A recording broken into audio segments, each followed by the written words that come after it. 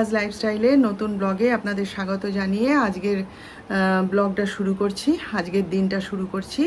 তো আজকে হচ্ছে গিয়ে রবিবার, আর এখন বাজে হচ্ছে 10:30 নয়, 10:30 না, 10:40 হয়ে গেছে প্রায়। তো আজকে তো আবার দশহরা গঙ্গা পূজা, তো এই পুজোটা আমি করি, প্রতি বছরই আমি এই পুজোটা করি, এবং ঘরে করি না, আমি মন্দিরে যাই। ওই করোনার সময় 1 বছর বন্ধ ছিল, তো আমি মন্দিরে গিয়ে পুজো দিই। আমাদের এই পাড়াতেই টাউন স্কুল যেখানে আছে আর কি, আমাদের এখানে সেই তার পাশেই মন্দির আছে, সেখানে হচ্ছে শীতলা, মা মনসা আর গঙ্গা একসাথে পুজো হয় আর কি, ওখানে পাড়ারই মন্দির আমাদের। তা এই টুকিটাকি পুজোতে আর মায়ের মন্দিরে যাই না, কারণ মায়ের মন্দিরে প্রচণ্ড ভিড় হয়, তো এই সমস্ত পুজোয় সেখানে না যাওয়া যায় না, ঢোকা যায় না। সেই জন্যে আশপাশে যে সমস্ত মন্দির রয়েছে আমাদের, আমরা সেই সব মন্দিরে এই সব পুজো দিয়ে থাকি। তা এই পুজোগুলো, তারপরে বিপত্তারিণীর পুজো আসছে, সেগুলো আমরা এই পাড়ার মন্দিরেই যাই আর কি। তো ওইখানেই আমি বরাবর পুজোটা দিই। তা এই যে সকাল থেকে উঠে তো সব কাজ সামলাতে হবে না, দৌড়ে দৌড়ে দৌড়ে দৌড়ে একা হাতে সব কাজ সামলে নিলাম। রান্নাঘরটা মোটামুটি একটু পরিষ্কার করে মুছে নিয়েছি, এখনও কতগুলো প্লেট এই সেই পড়ে আছে, সে পরে হবে। চানটা করে নিয়েছি, নিয়ে পুজোটা করে নিয়েছি, নিয়ে এবার আমি যাই আগে, কারণ ওরা ওই মন্দিরটা না বেশিক্ষণ খোলা রাখে না। আর ওই পুরোহিতটার ভীষণ মুখ জানেন, হ্যাঁ, ওই একটুখানি দেরি হলে মন্দির বন্ধ হয়ে গেলে আর খুলতে চায় না। ও কি বলুন তো, 11টা 11:30 বাজলেই মন্দির বন্ধ করে দেবে। বলবে কি আমরা খাবো না, আমাদের নেই কি, পেট নেই আমাদের, কি সারাদিন কি পুজো করলে হবে? সে বিরাট চিৎকার করতে থাকে, আর সবাই গিয়ে গেটে কড়া নাড়বে, ও ঠাকুরমশাই, ও ঠাকুরমশাই খুলুন না। হ্যাঁ, সবাই এই টাইমেই পুজো দিতে যায়। তো দেখি আজকে কি ব্যাপার, আজকে কি হয়।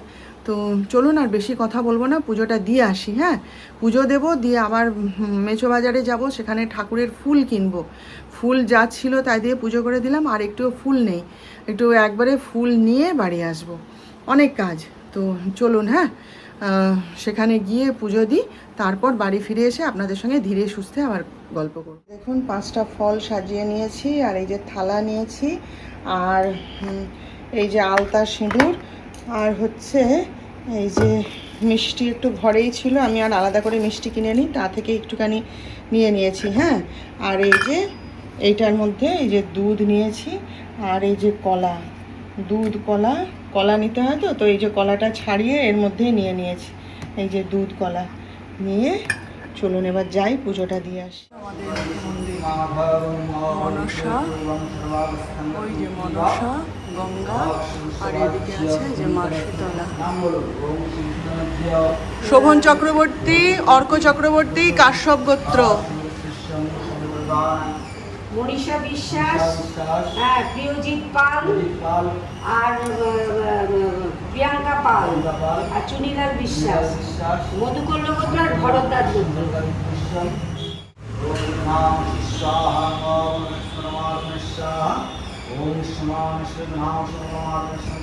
সাহেবের সঙ্গে তো খুবই কথা হচ্ছে, বারে বারে ফোন হচ্ছে, কিন্তু এখনও সে ট্রেন থেকে নামেনি। বলছে কি, বলে হাইমালি খেয়েছো কাল রাতে? বলে বিস্কুট খেয়েছি, আর সকালবেলায় উঠেও সেই বিস্কুটই খেয়েছি, আর একটা মিলের অর্ডার দিয়েছি, জানো, ক্যাটারার এসেছিল, মিলের অর্ডার দিয়েছি সবার সাথে, তা আমার নামার সময় হয়ে গেল, এখনও সে খাবার দিয়ে গেল না। আমি ভালো হয়েছে, আর খেতে হবে না, নেমে তুমি খেয়ে নিও হোটেলে। দিয়ে তারপরে আমি যখন মন্দিরে যাচ্ছি জানেন, তখন ওকে ফোন করেছিলাম, ফোন ধরেনি, ও ওয়াশরুমে ছিল। তারপরে বেরিয়ে এসে আমায় কল করেছিল। তা আমি ওকে বললাম যে আমি একটু মন্দিরে যাচ্ছি, এরকম এরকম আজকে দশহরা আছে, গঙ্গা পূজা আছে। বললাম হ্যাঁ যাও, মন্দির থেকে ঘুরে এসো। এর মধ্যে 4বার মিসড কল দিয়ে দিয়েছে জানেন, আমি ফোন খুলে আর দেখিনি। তারপরে ওই ঠাকুরের কাছে গিয়ে বাসন টাসনগুলো গুছাচ্ছি, ওখানটা পরিষ্কার করছি, সব তো ওরকমভাবে কোনো রকমে পুজো করে ফেলে দিয়ে পালিয়েছিলাম, তারপর সব গুছাচ্ছি। আমার ছেলে এসে বলছে, ও মা, বাপি যে 4বার মিসড কল দিয়েছে, ধরো। তারপরে কী হয়েছে, আবার ফোন করেছে, কী ব্যাপার? না, তোমাকে একটুখানি ভিডিও কল করেছিলাম, যে আমি কোন ট্রেনে যাচ্ছি, কোথায় যাচ্ছি, তোমাকে দেখাবো। তাহলে ঠিক আছে, করো, ভিডিও কল করো বলে ধরলাম। ধরে আমাকে সব দেখালো যে ট্রেনের মধ্যে কোথায় কোন বার্থেও রয়েছে, আপার বার্থে পেয়েছে আর কি। সেখানে রয়েছে। তারপরে সব আশপাশের যারা লোকজন তাদের সঙ্গে আমার পরিচয় করালো। একজন পাঞ্জাবি ভদ্রলোক রয়েছে, তাকে বলছে পাজি মাই ওয়াইফ বলে দেখালো। সেই একদম ভদ্রলোক একবারে উঠে দাঁড়িয়ে আমাকে নমস্তে করলো, তার সঙ্গে কথা টথা হলো। তারপরে সে পাশে আর একজন ভদ্রলোক শুয়েছিল, সে যা মানে দেখিয়েছে সঙ্গে সঙ্গে উঠে দাঁড়িয়ে কথা টথা বললো, সবার সঙ্গে কথা টথা বললাম। ডাক্তার সাহেবের সঙ্গেও একটু ভিডিও কলে কথা টথা বললাম, বলে মানে আমি ভালো জায়গায় সিটটা পেয়েছি জানো, আর এসি তো খুব আরামে যাচ্ছি, কোনো কষ্ট হচ্ছে না। আর সবাই মিলে গল্প করতে করতে যাচ্ছি, 2 সিটার 2 টায়ার এসিতে যাচ্ছে। তো এইসব আর কি দেখলাম ভালো ঠালো করে দিয়ে। তারপর আমি ঠিক আছে, তুমি বলে আমি হোটেলে গিয়ে একবারে কথা বলবো। আমি আচ্ছা ঠিক আছে। এবার ফ্লাইটে করে গেলে হতো জানেন তো, কিন্তু ওর সঙ্গে যে জিনিসপত্র নিয়ে যাচ্ছে, যে মানে মেশিন টেশিন নিয়ে যাচ্ছে না, সেসব নিয়ে ফ্লাইটে উঠতে দেবে না। হ্যাঁ, ফ্লাইট থেকে পারমিশন দেয়নি, না হলে তো কখন ফ্লাইটে উঠে পড়ে নেমে যায়। ওইটাই হয়েছে যন্ত্রণা, সেই জন্যই ওকে ওই মানে ট্রেনে করে যেতে হচ্ছে, বুঝলেন।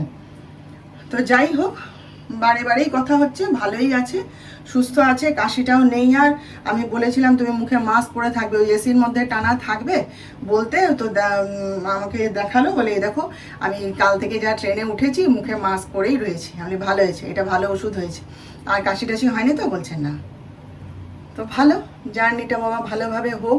বলছে আর একটু বাদে নেমে আমাদের মনে না, আমি বললাম যে তোমার তো 12:30টায় নামার কথা ছিল, বলে না আমার নামতে নামতে 2:30 3টে হয়ে যাবে। আমি ভালো, সাবধানে যাক, তাই না। দেখুন এখানে হচ্ছে পাঁপড় ভাজা করলাম, আর এই যে বেগুন ভাজা, লাউয়ের তরকারি করেছি, আর এটা হচ্ছে যে মুগের ডাল, আর এটা কি করলাম একটা, ও কলমি শাক ভাজা। যিশুকে তো জিজ্ঞেস করে এলাম যে এখন খাবি, বলে না এখন খাবো না। যিশুর ঘরের এসিটা খারাপ হয়ে গেছে জানেন, কালকে ওরা 3 ভাই মিলে খুব চেষ্টা করলো কিন্তু হলো না, পারলো না। তারপরে তো মিস্ত্রিকে খবর দেওয়া হয়েছে, সে মিস্ত্রি আজকে আবার আসবে না, বলে কালকে ঈদ আছে, ছুটি আছে, কালকে যাব ধীরে সুস্থে করবো।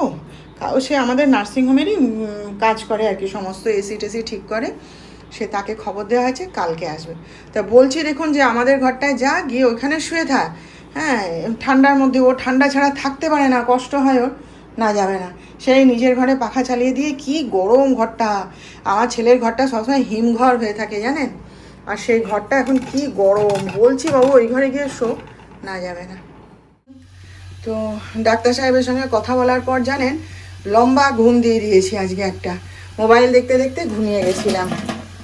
তারপর উঠে সন্ধ্যা টন্ধা দিয়ে ঠিক করলাম মা বেটা দুজনেই যে কোথাও বেরোবো না, ঘরেই একটু খাওয়া দাওয়া করবো। তা আমি এই যে একটুখানি চা করছি আর একটুখানি চিড়ে ভাজা খাবো, ব্যাস। আর যিশুর কীর্তন শুনবেন। যিশু সে এক রিলায়েন্সে গেছিলাম না, সেখান থেকে কী এক কিমচি নুডলস না কী এক নিয়ে এসছে, সে বাবা সে মানে বিষের মতো ঝাল। আমি ওর বাবা দুজনে বারণ করছে ওটা খাস না, লঙ্কা গুঁড়ো মেশানো থাকে। ও তো কথা শুনবে না, আর ওটা খেলে পরেই অ্যাসিড হয়ে যায় জানেন, খাবে, খেয়ে হজমের ওষুধ খাবে।